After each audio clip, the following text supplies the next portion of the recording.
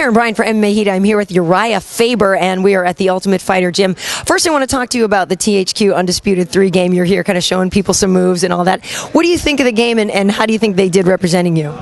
They did a great job representing me. It's kind of weird, you know, to see the virtual me in there. They've got like every little detail going, and even my mannerisms and what I like, the moves I like to do, and everything else. So it's cool. It's nothing that I ever dreamt about when I was a kid. You never think about that when you're a kid, but to make it happen is pretty incredible. Well, I think the thing is when you're a kid, yeah, it doesn't even cross your mind that you could be in one. Like, you just think video games are something somebody else makes, and you know. But did you play yourself first, or did you play as somebody else?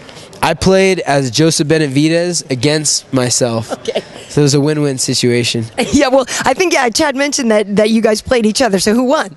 I think I quit before because I had to do another interview, but Joseph was beating the virtual me up, so I was winning. It's a little bit of a mind mess right there, but I got it. I think I got it. So in terms of this game, though, how do you think it compares to the other one? People have been asking me about the gameplay and the smoothness and how realistic it is. What do you think of that?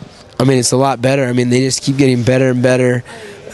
There's more detail, more options, different ways that you can escape and apply submissions, and it's just cool, man. They're coming out with all sorts of new stuff. Cool. Very cool. Now, you do have a fight coming up in a few weeks against Brian Bowles. That'll be up in San Jose on the undercard of the Shogun Hendo fight. How's camp going for you, and what are your thoughts on him as an opponent?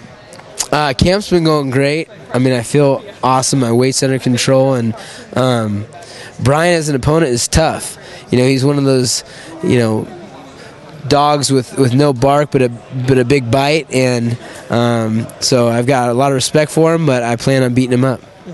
Yeah, what did you do after the Dominick Cruz fight? Did you watch that fight over, and did you see where you could have made some advances, or did you just kind of move on? I've watched it a bunch of times. After the first or second time, I started putting it on mute because Goldie and Rogan were talking about his footwork like it was something, you know, way more than it was. And I'm thinking, yeah, I'm not having an issue hitting this guy. I knocked him down 3 times. I mean, he had a couple more punches than I did, but and I thought I did well. But you know, you gotta win those decisions too. So I'm gonna just have to land more punches, apply more takedowns, and win next time.